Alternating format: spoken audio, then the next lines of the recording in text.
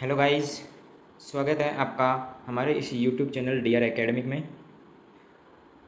हमारा चैप्टर 2 चल रहा था जो कि था स्थिर वैद्युत विभव तथा धारिता। देखिए, इस चैप्टर में हमने विभव पढ़ लिया था, विभवांतर और समविभव पृष्ठ वगैरह सब कुछ पढ़ लिया था। बाकी जो आज का जो हमारा टॉपिक है वो है यहाँ पे द्विध्रुव की सामान्य स्थिति या r, थीटा पर विभव की गणना। ये आपका द्विध्रुव के कारण जो विद्युत विभव है वो तीसरे नंबर का है भैया। ठीक है, देखिए मैंने आपको पिछले जो लेक्चर्स थे उनमें मैंने आपको क्या बताया था। यहाँ पे जो फर्स्ट था वो था अक्षीय स्थिति पर। ठीक है, यानी कि अक्षीय स्थिति कौन सी, ये वाली स्थिति। ठीक है, इस पर कोई भी विभव कहीं पर भी रखा हुआ है तो उस पर विभव की जो मान है वो हमने निकाला था। ठीक है, इसी तरीके से हमने निरक्ष पर भी निकाल लिया। ठीक है, यानी कि कौन किस तरीके से कि ये जो अक्षीय स्थिति है उससे 90 डिग्री का एंगल बनाए और जो अक्षीय स्थिति है उसमें 0 डिग्री का एंगल बनता है। ठीक है, यहाँ पे 90 डिग्री का एंगल बनता है निरक्षीय में, जिसका मान कितना आया था 0। ठीक है, अब बात करते हैं हम r, थीटा। इसका मतलब है कि कोई भी विभव है, ठीक है, वो अक्षीय स्थिति से थीटा कोण बनाते हुए कहीं पर रखा हुआ है तो उसके कारण जो विभव उत्पन्न होगा वो कितना होगा वो आज की क्लास में हम जानेंगे। तो वीडियो को शुरू से एंड तक ज़रूर देखना। अगर आपने इस वीडियो को मिस कर दिया तो आप लोगों के जो 3 नंबर जो हैं वो मिस हो जाएंगे भाई। ठीक है, ये जो टॉपिक है ना वो एग्ज़ाम के पॉइंट ऑफ व्यू से बहुत इंपॉर्टेंट है। ये 3 नंबर में सवाल आपसे जो ये डेरिवेशन है वो पूछ सकता है। ठीक है, चांस रहते हैं हर साल इसके, कभी ना आए तो बहुत अलग बात है, बट इसके हर साल आने के चांस रहते ही रहते हैं। ठीक है, तो चलिए स्टार्ट करते हैं इस टॉपिक को। बहुत ही शानदार टॉपिक है, बिल्कुल आराम से पढ़ेंगे इसको। देखिए, सबसे पहले मैं बात करता हूँ यहाँ में कि हमारे पास दो आवेश हैं -q और +q, जो कि 2a दूरी, यानी कि इन दोनों के बीच में जो दूरी है वो क्या है 2a है। ठीक है, मैंने आपको बताया था वो तो पिछले जो अक्षीय स्थिति है उसमें भी मैंने बताया आपको और निरक्षीय स्थिति में भी बताया कि यहाँ पे जो -q और +q आवेश हैं इन दोनों के बीच में जो दूरी होती है वो कितनी होती है 2a होती है। तो इसके बीच में सेंटर है हमारे पास ये जो कि O है।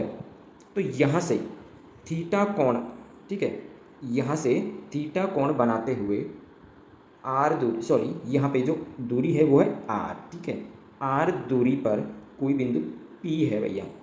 क्या है, बिंदु P है। ठीक है, तो इस पर हमको विभव की गणना करनी है। यहाँ पे मैंने जो लैंग्वेज है वो मैंने लिख नहीं रखी है, बाकी आप अपनी लैंग्वेज में लिख सकते हो भैया। अपनी लैंग्वेज में जो नोट्स होते हैं ना उसकी बात ही कुछ अलग होती है। बाकी तो भैया कुछ भी लिख दो, कहीं से भी लिख दो, जैसे बुक्स की लैंग्वेज है वो तो आपके समझ में ही नहीं आएंगी, बहुत टिपिकल टाइप की, क्योंकि एनसीईआरटी है ना वो थोड़ा टिपिकल टाइप के शब्द यूज़ करती है इसमें। ठीक है, बाकी जो अपनी लैंग्वेज है ना उसमें आप अपने नोट्स बनाइए, बहुत अच्छा तरीका यही है। ठीक है, तो यहाँ पे देखिए सबसे पहले यहाँ पे क्या करते हैं हम -q के कारण जो विभव है वो हम निकालते हैं, जो कि क्या आता है v1 बराबर -kq/r1। क्यों, क्योंकि जब यहाँ पे हम -q और p को जब हम डॉट डॉट लाइन से जब मिलाएंगे तो यहाँ पे हम इसको r1 वैल्यू मान लेंगे, यानी कि जो -q से p तक की जो दूरी है उसको हम r1 मान लेंगे और जो +q आवेश है इससे p तक की दूरी को हम क्या मान लेंगे, यहाँ पे इसको r2 मान लेंगे। ठीक है, समझ में आया। तो इसी तरीके से -q के कारण विभव कितना हो जाएगा -kq/r1 और +q के कारण हो जाएगा kq/r2। ठीक है, अब पढ़ते हैं आगे। यहाँ पे हमारे पास हमको टोटल पोटेंशियल चाहिए, यानी कि कुल विभव चाहिए। तो Vp बराबर क्या हो जाएगा V1 + V2, यानी कि जो दोनों आवेश है उनके द्वारा निकाला गया विभव का योग क्या होता है, टोटल पोटेंशियल होता है। तो हम दोनों को यहाँ पे जोड़ देंगे। ठीक है, यहाँ से KQ हम कॉमन निकालेंगे तो हमारे पास जो बचा उसको मैंने एज इट इज़ रख दिया। इसका हम लेंगे एलसीएम जो कि आता है R1 R2। तो यहाँ से R2 कैंसिल होकर R1 बच जाता है, तो R1 माइनस यहाँ से R1 कैंसिल होकर R2 बच जाता है, तो यहाँ पे R2, तो R1 - R2/R1 R2। ये जो इक्वेशन है हमारा पास ये है इक्वेशन फर्स्ट। ठीक है, ये जो इक्वेशन है यहाँ तक तो बिल्कुल आप इजीली आपने समझ लिया होगा। ठीक है, क्योंकि ये पिछला ही पोर्शन है जो कि हम पढ़ते आ रहे हैं अक्षीय और निरक्षीय स्थिति में। अब बात करते हैं हम कि यहाँ पे आपने सोचा कि भाई यहाँ पे जो Vp है, जो यहाँ पे जो Vp आ गया यही हमारा यहाँ पे टोटल विभव हुआ, लेकिन आप यहाँ पे गलती कर दोगे, ये इतना सा ही नहीं है।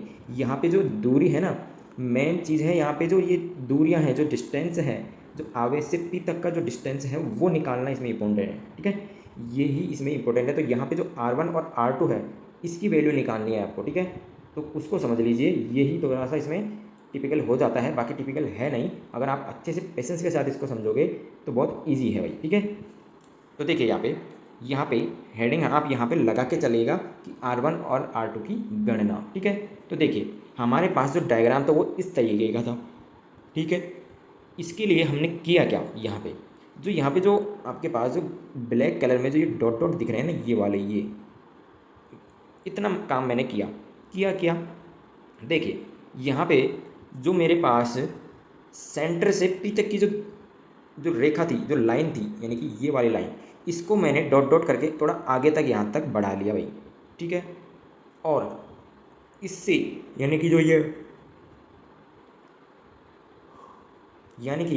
ये हमारे पास डॉट डॉट लाइन है, ठीक है ना, इस पर मैंने लंब खींच दिया, यहाँ से इस तरीके से लंब खींच दिया, तो यहाँ आके ये टच हो गई। टच होने के बाद यहाँ पे हमारे पास 90 डिग्री का एंगल बन गया। ठीक है, बस इतना काम इसमें करना है। बाकी यहाँ पे जो हमारे पास है ये जो लाइन है, इस पर भी मुझे एक लंब खींचना है, जो कि यहाँ पे खींचेगा भाई ये लंब, जो कि प्लस क्यू जो आवेश है, जो पॉइंट है हमारे पास बी, उस पर आके मिलता है। ठीक है, तो यहाँ पे हमारे पास 90 डिग्री के एंगल बन जाते हैं। ठीक है, इतना आप समझ गए होंगे। मैंने आपको बताया था कि जो सेंटर पॉइंट है उससे R दूरी पर बिंदु P स्थित है, और -Q से P तक की दूरी R1 है, और +Q से P तक की दूरी R2 है। ये सारी चीज़ें आपको पता है पहले से ही। और मैंने आपको स्टार्टिंग में ही बोल दिया था कि जो -Q और +Q आवेश तक, यानी कि जो इन दोनों के बीच की जो दूरी है वो कितनी है, 2a। तो 2a का मतलब हो गया सेंटर से +Q तक की a हो गई, और सेंटर से -Q तक की a हो गई। दोनों को जोड़ा तो हमारे पास 2a निकल के आ जाता है। और यहाँ पे जो बिंदु P है वो थीटा कोण पर स्थित है। ये सारी चीज़ें आपको मालूम थी। ठीक है, अब बात करते हैं हम यहाँ पे R2 की वैल्यू निकालनी है हमको। क्या निकालनी है, R2 की वैल्यू। ठीक है, इसके लिए हम करेंगे क्या, सबसे पहले ये देखिए R2 की वैल्यू निकालने के लिए, R2 की वैल्यू को निकालने के लिए सबसे पहले हमको क्या चाहिए कि हमको इस त्रिभुज में, ये जो ट्रायंगल है इसके अंदर काम करना है। तो इसके लिए सबसे पहले हमको चाहिए होगी M से P तक की दूरी। भाई हमारे पास O से P तक की दूरी तो है R, लेकिन हमारे पास ये जो M से और P तक की दूरी है ये नहीं है। तो इसके लिए हम क्या करेंगे, तो यहाँ पे हम त्रिभुज लेके चलेंगे। सबसे पहले हम OM निकालेंगे। ठीक है, तो इसके लिए क्या करेंगे, त्रिभुज OMB में, क्या OMB में, इस त्रिभुज की बात कर रहे हैं हम। ठीक है, तो इस त्रिभुज में क्या करेंगे हम, साइन थीटा बराबर, ठीक है, साइन थीटा की वैल्यू निकालेंगे। तो उसके लिए देखिए आप इस त्रिभुज को समकोण त्रिभुज की तरह इधर करके देखिए, थोड़ा सा टेढ़ा करके इसको देखिएगा। तो यहाँ पे हमारे पास 90 डिग्री, और 90 डिग्री के सामने वाली जो भुजा होती है वो क्या होती है, कर्ण होती है। ठीक है ना, हाइपोटेनिस होती है। और जो 90 डिग्री के पास वाली जो भुजा होती है ये वाली, ये होती है लंब, और ये होता है हमारे पास आधार। ठीक है, तो देखिए इसके लिए आपको क्या करना होगा, साइन थीटा, आपने लाल बटा कक्का रूल आपने पढ़ा होगा, लाल बटे कक्का। तो साइन थीटा लाल बटा कक्का के अकॉर्डिंग क्या होता है, लंब बटे कर्ण होता है। ठीक है, तो यहाँ पे हमारे पास इस ट्रायंगल में लंब क्या है, लंब है हमारे पास MB। क्या है, MB, ये वाला हमारे पास लंब है भाई। ठीक है, तो MB अपॉन कर्ण क्या है हमारे पास, ये क्या है OB, और OB की वैल्यू क्या है, A है। क्या है, A। तो हमने यहाँ पे रख दिया ना साइन थीटा बराबर MB अपॉन A। ठीक है, तो MB की वैल्यू क्या आ जाएगी यहाँ से, A साइन थीटा, क्योंकि हमने A को इधर भेज दिया। ठीक है, तो यहाँ पे MB की वैल्यू आ जाएगी A साइन थीटा। ठीक है, अब बात करते हैं हम कॉस थीटा की।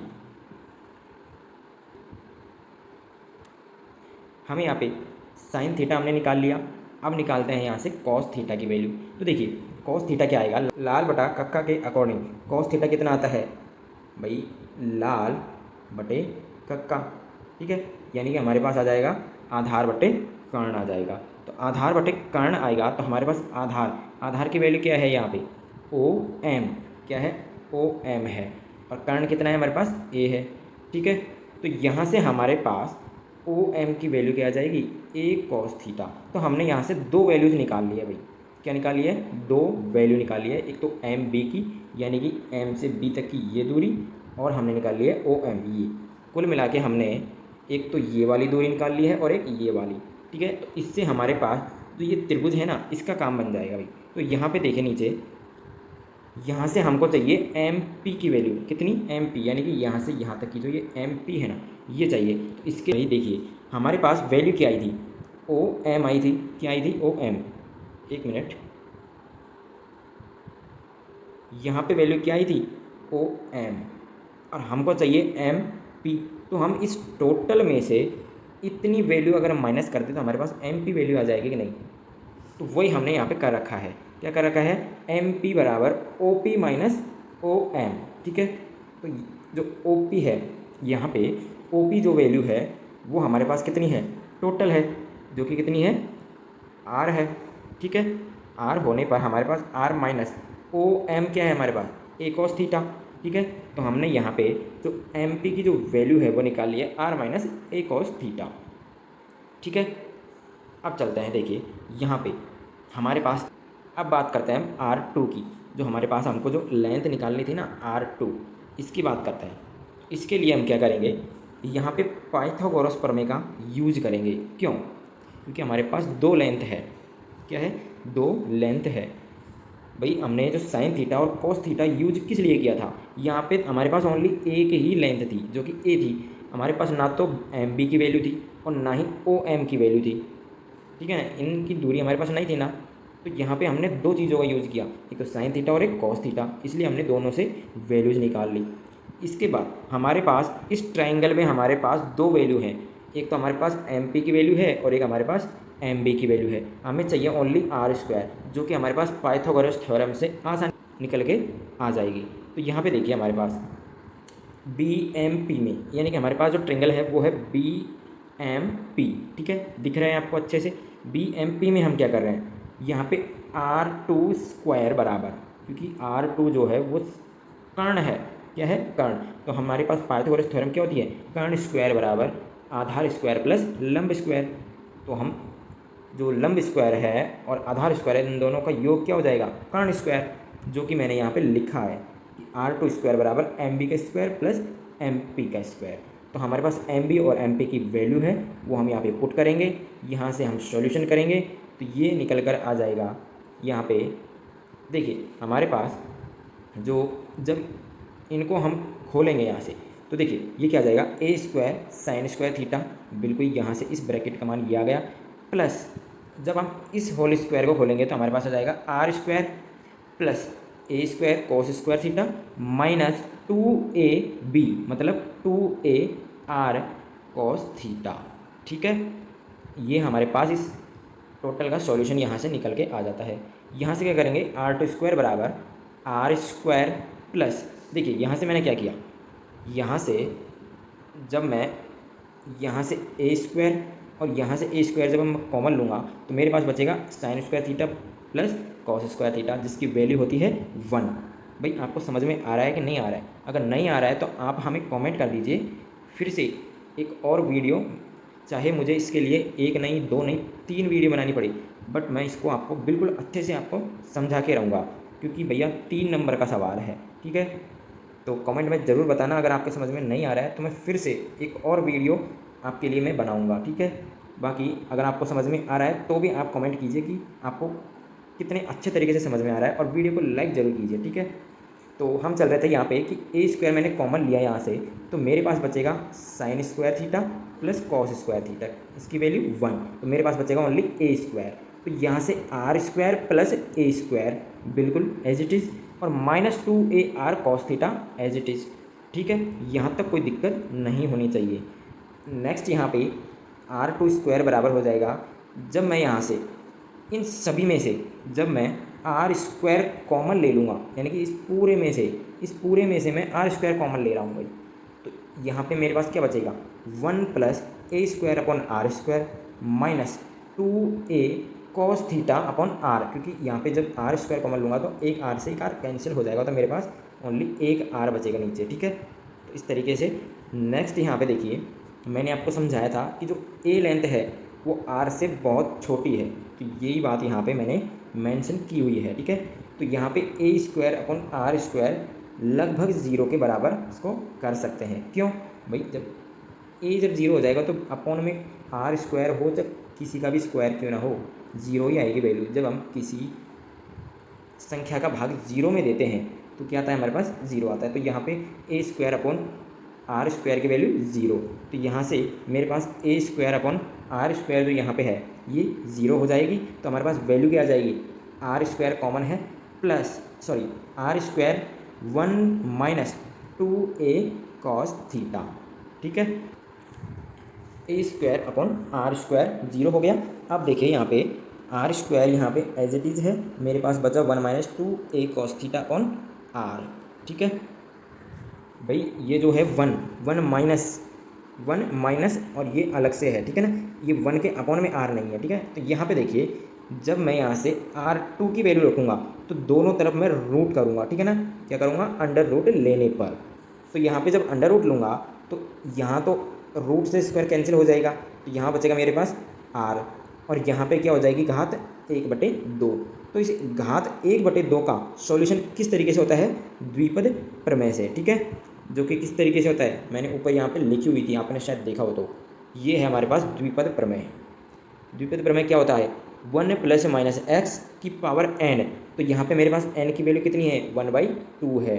तो क्या हो जाता है यहाँ पे कि जो घात है ना वो x से मल्टीप्लाई हो जाती है विद साइन, ध्यान रखना इस बात का, विद साइन, ठीक है। तो इस तरीके से द्विपद प्रमेय होते हैं। नेक्स्ट यहाँ पे देखिए द्विपद प्रमेय का सॉल्यूशन किस तरीके से, R2 बराबर R हमारे पास एज इट इज़ है, 1 माइनस जो घात है वो यहाँ पे इससे मल्टीप्लाई हो गई है तो 1/2 आ गया, इनटू ये हमारे पास एज इट इज़ है।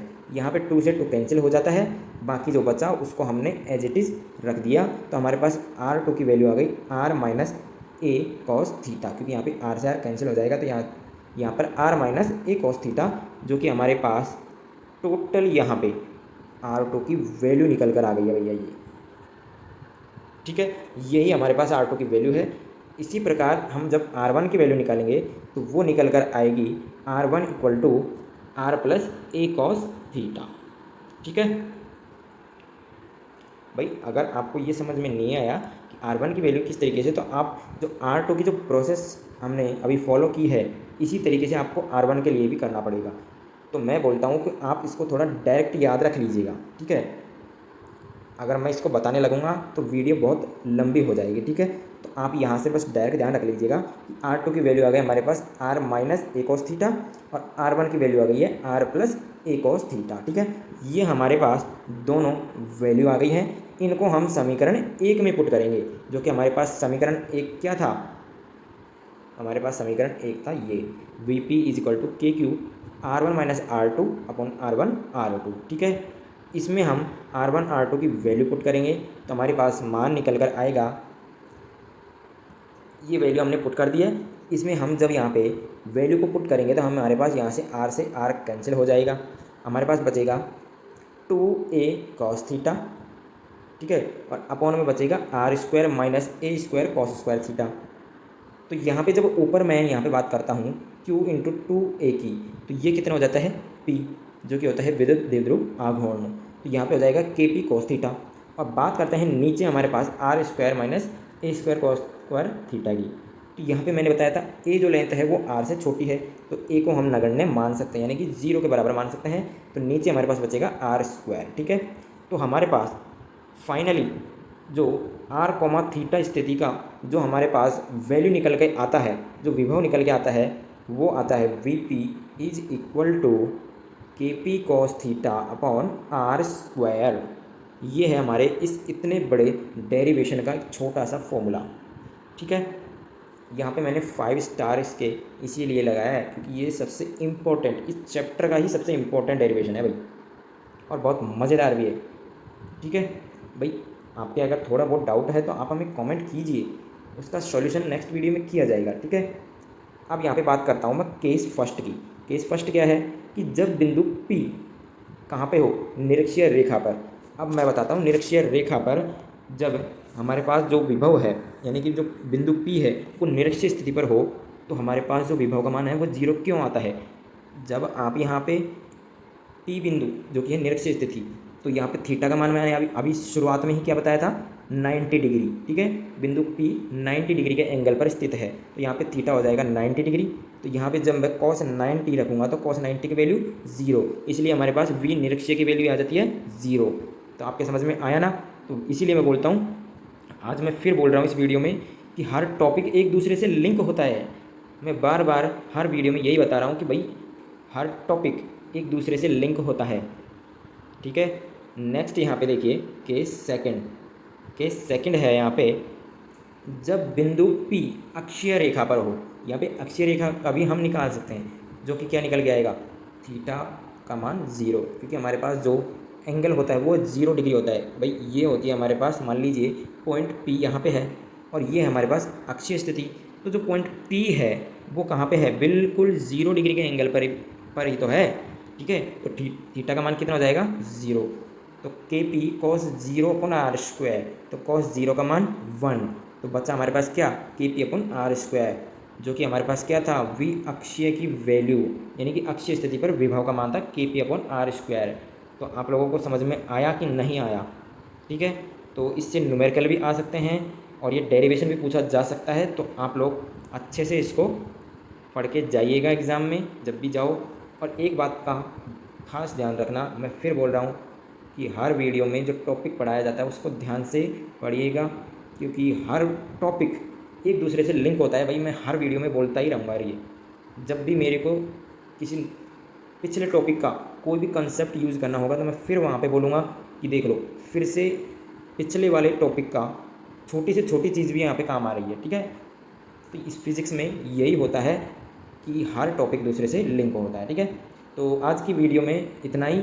जो हमारा डेरिवेशन है वो कंप्लीट हो चुका है। नेक्स्ट वीडियो में हम पढ़ने वाले हैं आवेशों के निकाय के कारण स्थितिज ऊर्जा की गणना। ठीक है, यहाँ पे निकालेंगे हम स्थितिज ऊर्जा जो कि आवेशों के निकाय के कारण। ठीक है, तो वो हम करेंगे नेक्स्ट वीडियो में। तो वीडियो कैसा लगा कमेंट करके ज़रूर बताइएगा, और वीडियो को ज़्यादा से ज़्यादा लाइक कीजिए और अपने फ्रेंड्स के साथ ज़्यादा से ज़्यादा शेयर कीजिए। आप लोगों के लिए फटाफट चैप्टर का जो लेक्चर है वो फटाफट आते रहे। ठीक है, तो मिलते हैं नेक्स्ट वीडियो में। Thank you.